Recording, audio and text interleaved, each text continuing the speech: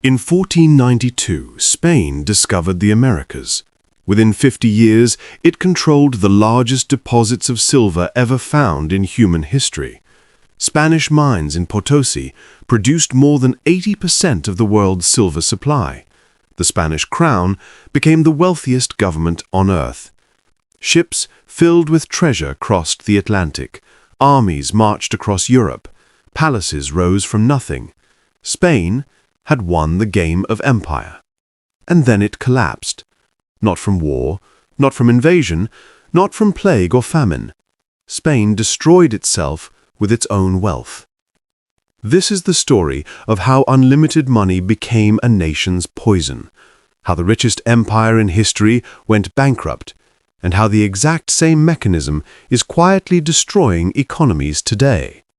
When Spanish conquistadors arrived in the mountains of what is now Bolivia in 1545, they discovered something extraordinary: a mountain, made almost entirely of silver.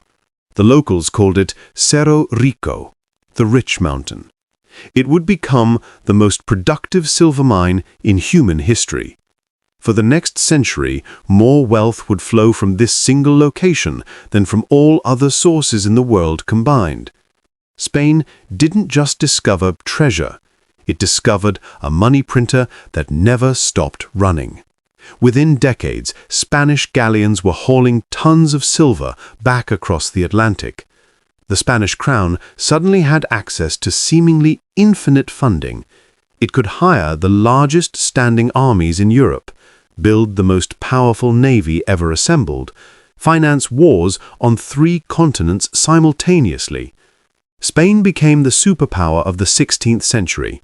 Its empire stretched from the Philippines to Peru. Its language, culture, and religion spread across the globe. On every map, Spanish territories dominated. On paper, Spain had achieved total victory.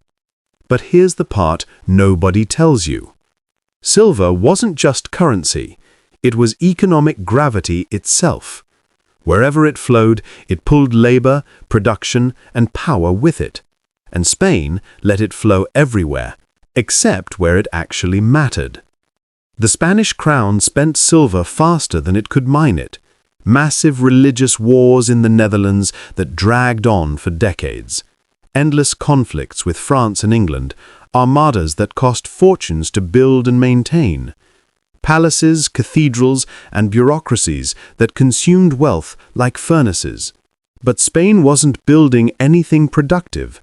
It wasn't investing in industries or innovation. It was simply buying everything from everyone else. French textiles, Flemish weapons, Italian architects and artists, German engineers and bankers. Spain became Europe's wealthiest customer, but it produced almost nothing itself.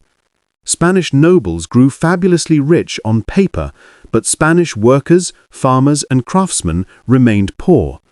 The silver flowed in through the port of Seville, and it flowed right back out to Amsterdam, London, Paris, and Genoa. And then something predictable happened, something that always happens when you flood a system with money. Prices exploded. Economists call this the price revolution. Between 1500 and 1650, prices across Europe roughly tripled. But Spain, being the source of all that silver, experienced this inflation first and worst. When you have more money chasing the same amount of goods, prices rise. That's basic economics. But the consequences were catastrophic. Spanish workers demanded higher wages just to survive. Spanish-made goods became too expensive to export. Meanwhile, the Dutch, English, and French were using Spain's silver to build modern industries, develop efficient production methods, and create global trading networks. They could manufacture goods far cheaper than Spain ever could. Spain was literally paying for its own competitors to outcompete it. By the early 1600s, Spain faced an absurd paradox. The Spanish crown was technically the richest government in the world. It had access to more precious metal than any kingdom in history, and it was drowning in debt. Because no matter how much silver arrived from the Americas, it was never enough. The empire had become structurally addicted to spending beyond its means. Every war required more funding. Every palace required more construction. Every nobleman expected more luxury. The assumption was always the same. Tomorrow's silver shipments will cover today's debts. It was the mentality of someone with a credit card but no income. Eventually, reality comes due. The winners of Spain's Silver Age weren't in Madrid or Seville. They were in Amsterdam and London. Dutch merchants became the middlemen of global trade. They used Spanish silver to finance the Dutch East India Company, which became the most valuable corporation in human history. They built sophisticated banking systems, invented modern financial instruments, and created the world's first stock exchange. English merchants did the same. They took Spanish silver and built trading posts from India to the Caribbean. They financed exploration, developed shipbuilding industries, and created commercial networks that would eventually become the British Empire. Meanwhile, German and Italian bankers who lent money to the Spanish crown made fortunes on interest payments. The Fugger family of Augsburg became wealthier than most kingdoms by financing Spanish wars and taking silver as collateral. Every war Spain fought enriched foreign bankers. Every luxury good it imported enriched foreign producers. Every ounce of silver it mined eventually ended up strengthening its rivals. Spain had the mine, but everyone else got the wealth. The true cost was paid by those who had no voice and no choice. In Potosi, millions of indigenous people were forced into the mines under a brutal system called the meter. Men were conscripted to work in tunnels so deep and toxic that survival rates were horrific. They descended into shafts where temperatures soared, air was thin, and toxic mercury vapors filled the darkness. Most workers didn't survive more than a few years. Entire generations were sacrificed to feed Europe's hunger for money. Some historians estimate that 8 million people died in those mines over 2 centuries. The mountain that made Spain rich was built on an ocean of blood. Back in Spain itself, ordinary people watched their lives erode. A loaf of bread that cost 1 silver coin in 1500 cost 10 coins by 1600. Farmers couldn't compete with cheap grain imported from Sicily. Craftsmen lost their trades to foreign manufacturers. Spanish cities filled with unemployed laborers while the aristocracy lived in surreal luxury. The empire looked magnificent from the outside. Palaces glittered. Courts dazzled visitors. Ceremonies and processions projected power. But inside, the foundations were crumbling. By the mid-1600s, the silver stopped mattering.